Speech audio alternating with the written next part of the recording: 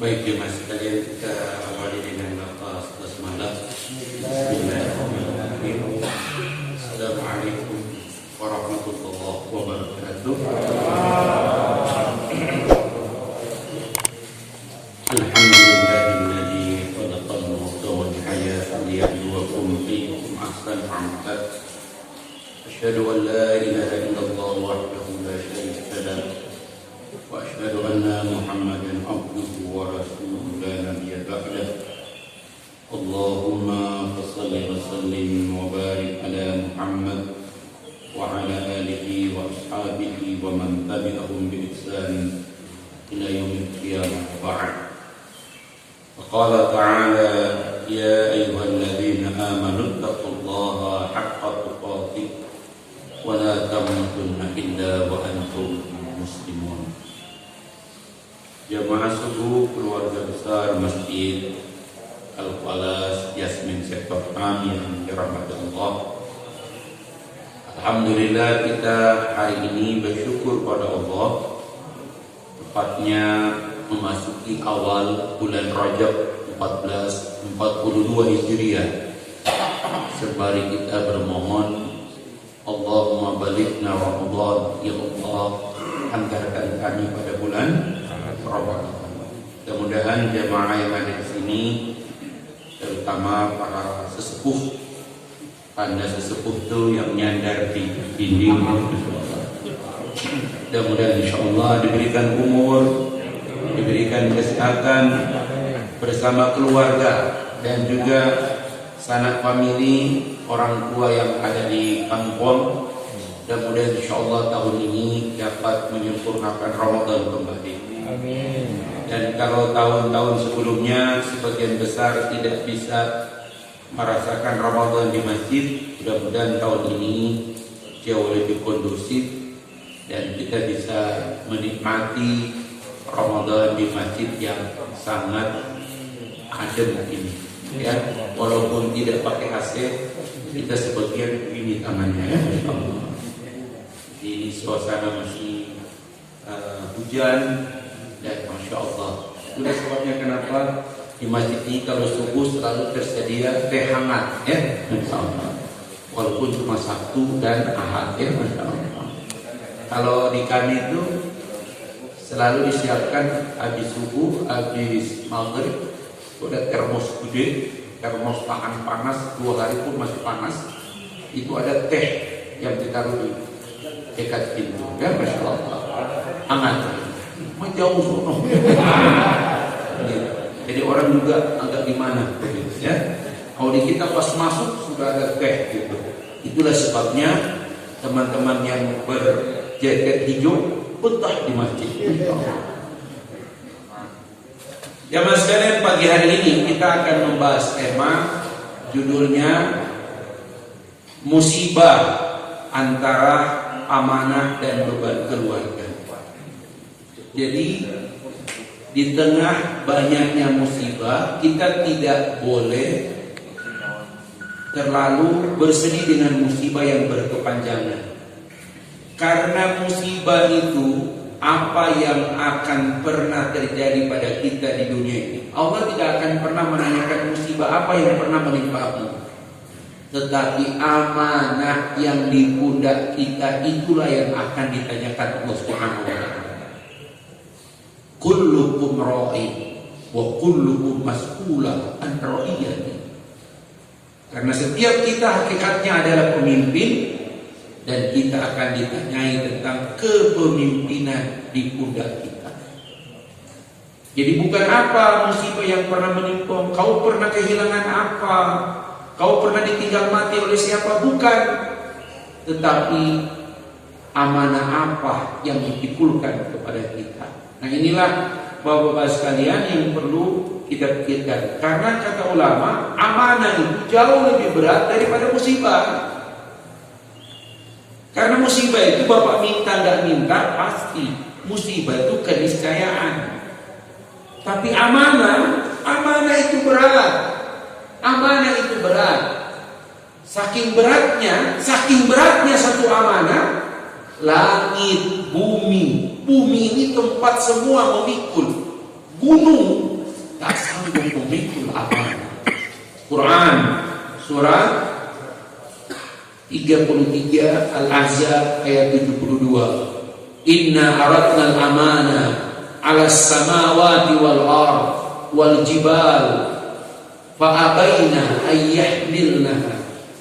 Ya, dulu kami telah menawarkan amanah itu kepada langit, bumi dan gunung agar mereka mau memikul amanah, tapi mereka enggan memikul.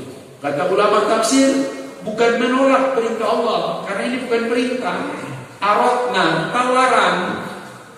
Ibnu Abbas sebagaimana dikutip oleh Ali bin Abi Thalib dan ulama-ulama yang lain, para sahabat mengomentari ayat ini. Kenapa gunung, langit, bumi enggan memikul amanah?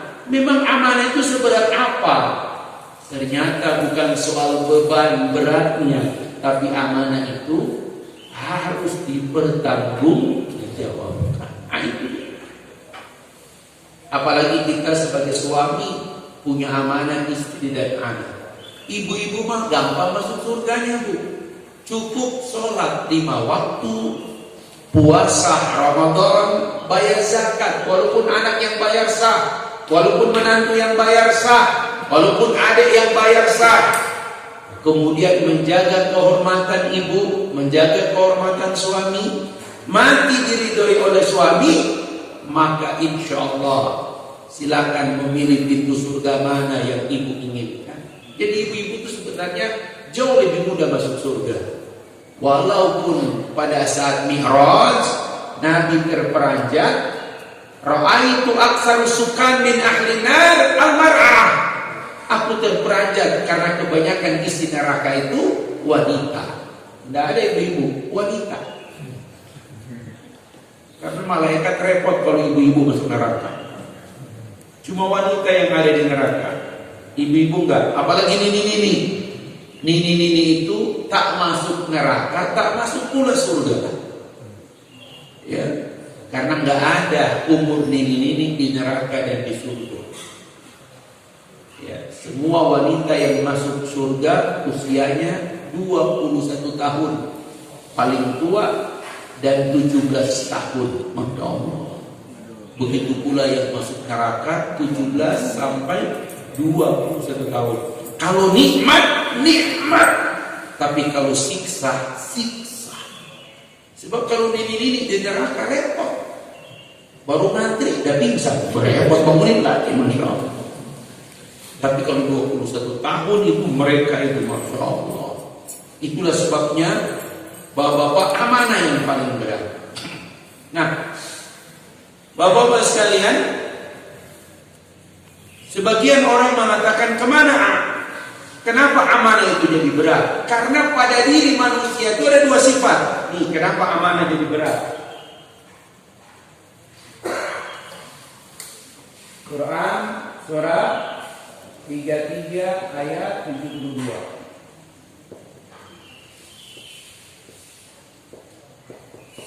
Ini al-amanah. Hampir semua Kementerian Keuangan kalau ada masjid, masjidnya al-amanah.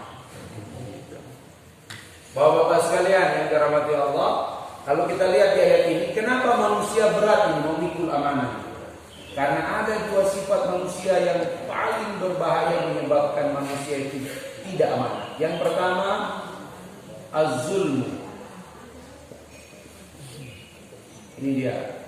Yang kedua adalah al-jahil. Ini dia.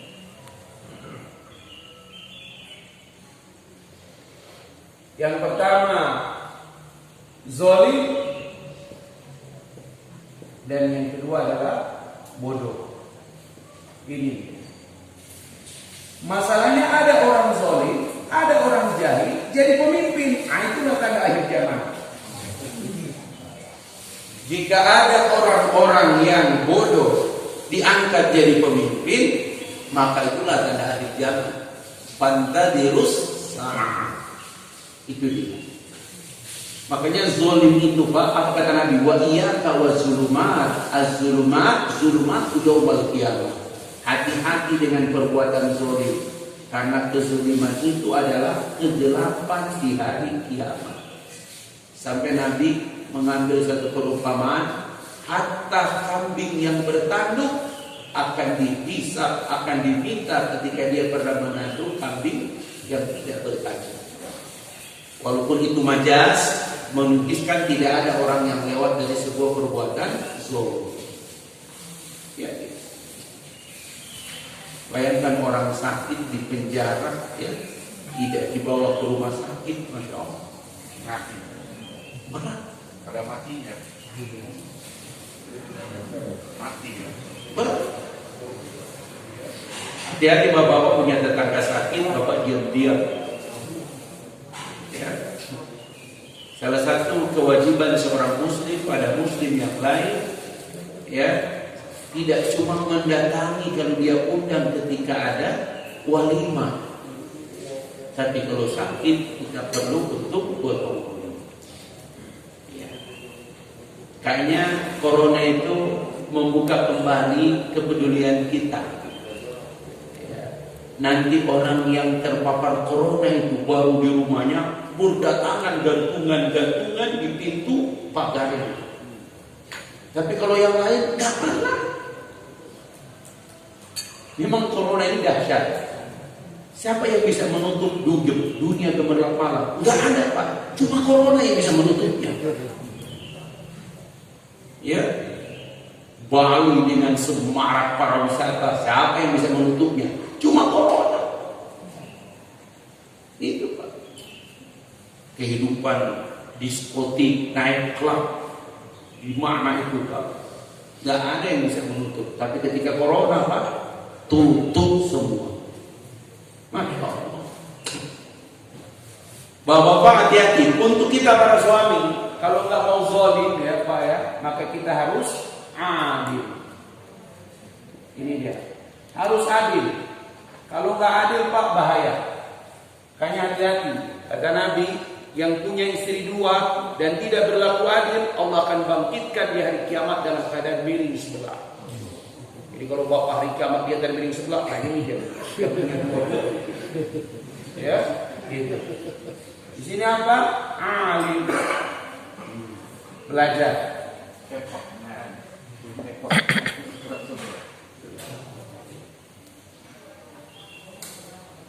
Zolim, bapak-bapak hati-hati zolim ini. Dari Nabi pertama, beberapa orang Nabi diambil pelajaran dari zolim. Ya. Nabi Allah Adam alaihissalam tinggalnya di surga, taman Firdaus, taman surga. Walaupun kata para ulama, apa yang berbeda surganya Nabi Adam dan surganya nanti orang beriman? Apa kata para ulama? Surganya Nabi Adam masih ada larangan, tapi kalau surganya orang beriman setelah hari kiamat tidak ada larangan. Di surga tidak ada orang tidur. Mohon maaf ini yang tidur-tidur ya, mohon maaf. Baca hadis Sahih Bukhari, melihat surga di depan mata. Saking nikmatnya surga itu nggak ada orang tidur, Pak. Masya Allah. Tidak ada orang BAB, tidak ada orang BAK. Keluarnya lewat keringatnya wangi semua. Masya Allah, itu nikmat surga. Tapi Nabi Adam tinggal di surga, namanya manusia. Innahu kana zaluman jahula. Kenapa tinggalnya di surga? Apa saja kau makan Adam. Uskun anta wa zawjukal jannah faqula haitsu syi'tum ragada. Tinggallah engkau Adam bersama istrimu di surga. Makan apa saja yang kalian inginkan. Larangannya cuma satu. Wala taqraba hadhihi syajarah. Jangan kalian berdua mendekati pohon ini. Apa yang terjadi? Fa'azallahuma syaitan. Setan berhasil menggelincirkan keduanya. Jangan, bukan cuma makan Pak, apa bukan mendekati, makan buah pohon itu. Kenapa? Ibunya, istrinya yang ngasih tahu Adam. Adam pertama kokoh, tegar. Kata Hawa, bahwa kayaknya yang dilarang cuma mendekati deh. Kalau nyicip kagak kali. Jadi bilang jangan. maka kemudian keduanya termasuk orang-orang yang zalim. Tapi ingat dalam bab akidah, kalau kejadian itu terjadi pada Nabi Adam tidak boleh kita mencemooh. Karena itu adalah sina'atillah, itu rekayasa dari Allah. Jadi Bapak jangan bilang, payah juga tuh Adam meninggal di surga cuma satu larangan. Ya, gimana kita ribuan larangan, Masya Allah. Bapak, ini jadi pelajaran kepada kita. Apa? Ketika keduanya kemudian Allah antarkan ke bumi, keduanya kemudian menyadari, Pak, kezaliman itu sulit kita hindari. Tapi kalau zalim itu lihat ada pelajaran. Ya, yang pertama Quran surat 7 ayat 23. Ini khusus suami dan istri. Berikutnya Quran surat 21 86-87. Ini individu. Itu dia.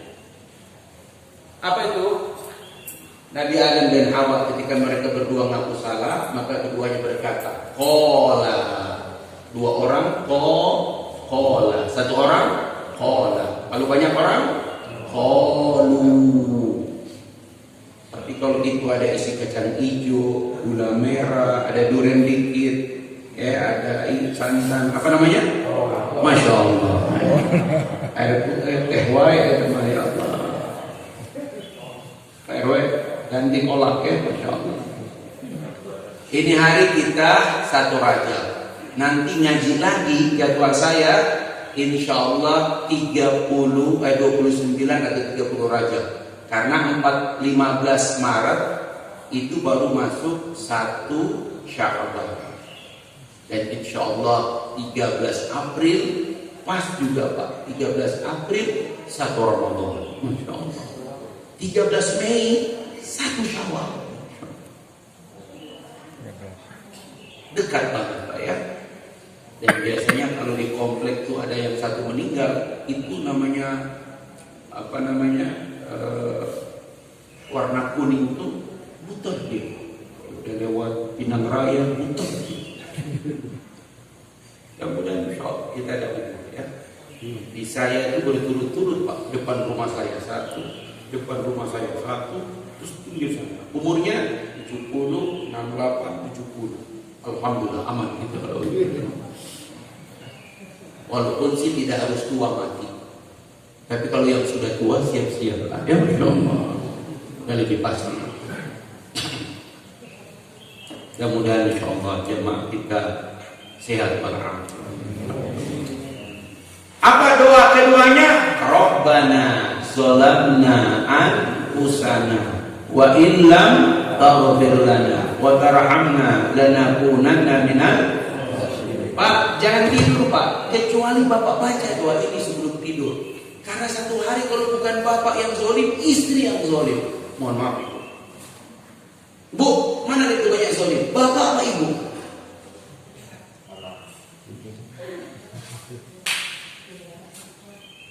Coba.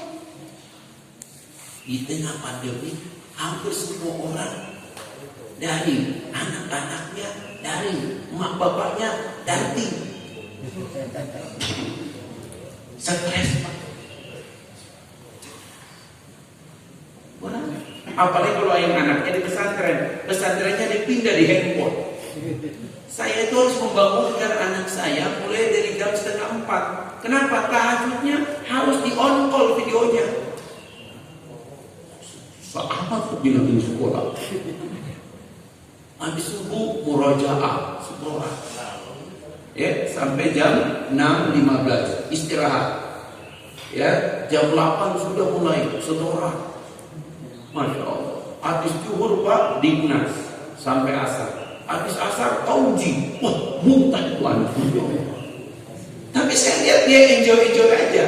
Terus saya perhatikan, kok bisa kita aja enggak ikut pelajaran stres? Ternyata mah cuma pertama doang dia ikut Pak. Masya Allah.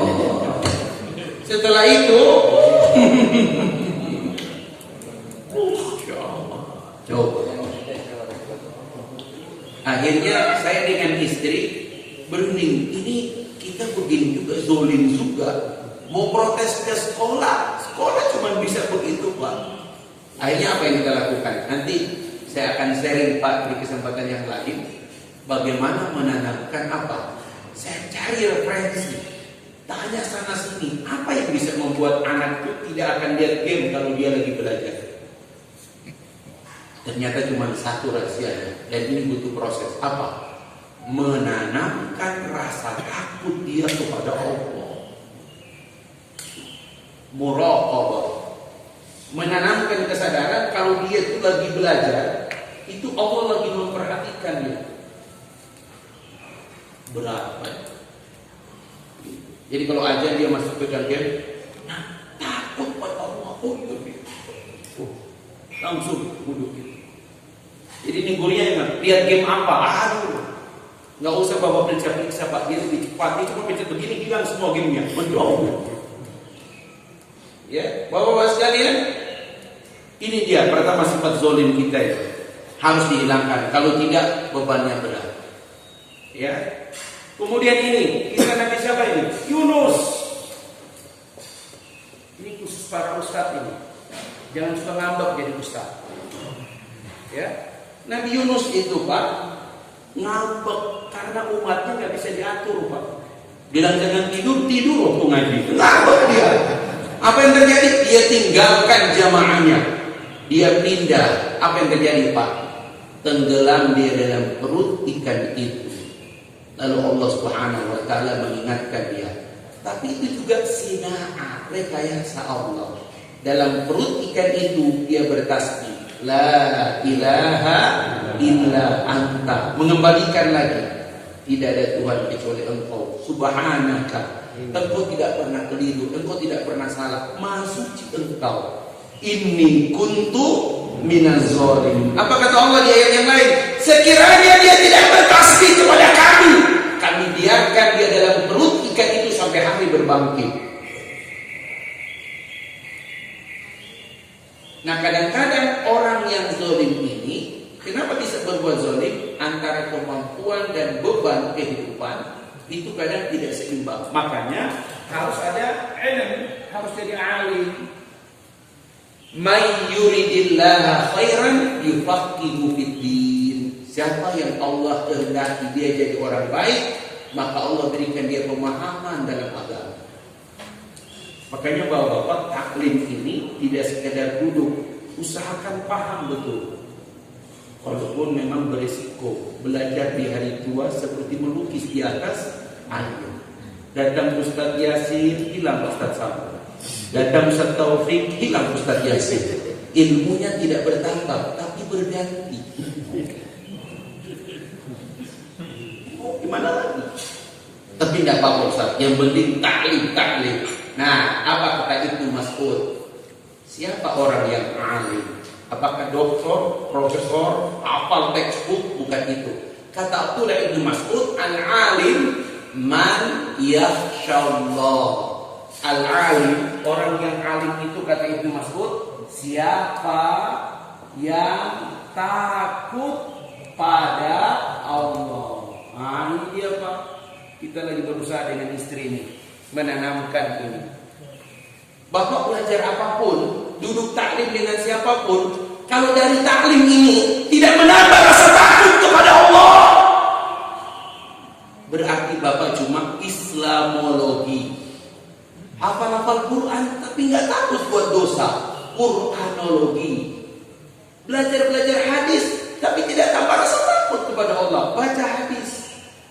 Ya gulam, ya sambillah. Wahai anak, bacalah bismillah. Tapi bapak minum tidak pakai bismillah, berarti tidak ada rasa takut kepada Allah. Itu dia yang disebut al-alim. Apa itu al-alim? Man yakhsyallah, siapa yang takut kepada Allah. Makanya di surat Fatir Allah katakan innama yakhsyallah min ibadihi al-ulama. Yang takut kepada Allah itu adalah orang-orang yang memiliki ilmu al-ulama. Jadi gak bisa disebut alim kalau tidak ada rasa takut kepada Allah. Begitu Pak. Jadi belajar ta'lim, ikut kajian, menambah rasa takut kepada Allah. Astagfirullah. Itu dia. Jadi ini Pak, kunci supaya kita bisa memikul amanah. Sekarang kita akan buka kisah. Ini salah satu kisah emas. Karena beliau ini digelar dengan istilah oleh Nabi, manusia langit tapi tinggal di bumi. Masya Allah. Manusia langit tapi KTP-nya bumi. Dia tinggal jaraknya cukup jauh dengan Nabi, tinggalnya di Yaman. Statusnya yatim, bapaknya sudah meninggal, tapi dia harus menghidupi ibunya. Lihat Pak, antara musibah dan beban keluarga, tapi luar biasa. Orangnya fakir, kerjaannya mengembala unta dan domba. Tapi Rasulullah SAW memanggil Umar dan Ali bin Abi Thalib, carilah seorang manusia yang bernama Uwais Al-Qarni. Kenapa? Manusia langit, doanya makbul. Masya Allah. Kalau kalian bertemu dengan Uwais Al-Qarni, mintalah agar dia berdoa kepada kalian dan beristighfar untuk kalian. Masya Allah. Ustaz, kok bisa kayak gitu di Uwais Al-Qarni? Saya sampaikan kepada bapak-bapak, Ustaz, apa amalan yang bisa membuat manusia ini dipantaskan diangkat dengan ikhtiar? Sekarang kayaknya nggak cukup. Ya, kira-kira ya hari kemarin dikabarkan Indonesia yang sembuh tembus 1 juta orang, yang sembuh tembus 1 juta orang, yang terpapar juga sudah lama 1,1 sekian. Ya, bapak-bapak, kira-kira apa yang menyebabkan ini pandemik secara global ini bisa angkat? Pak, cari amalan yang tidak biasa. Kalau semua manusia melakukan, dan ini bisa dilakukan oleh semua orang, apapun agamanya. Kalau mereka lakukan ini, saya punya keyakinan Allah akan angkat pandemik ini. Karena salah satu dosa yang dilakukan oleh manusia hari ini adalah membiarkan orang tua. Apa yang dilakukan oleh Uwais Al-Qarni? Apa Pak yang dilakukan? Ibunya yang sudah tua renta itu berkata padanya, semua kebutuhan ibunya walaupun sederhana dia penuhi kecuali satu. Apa itu?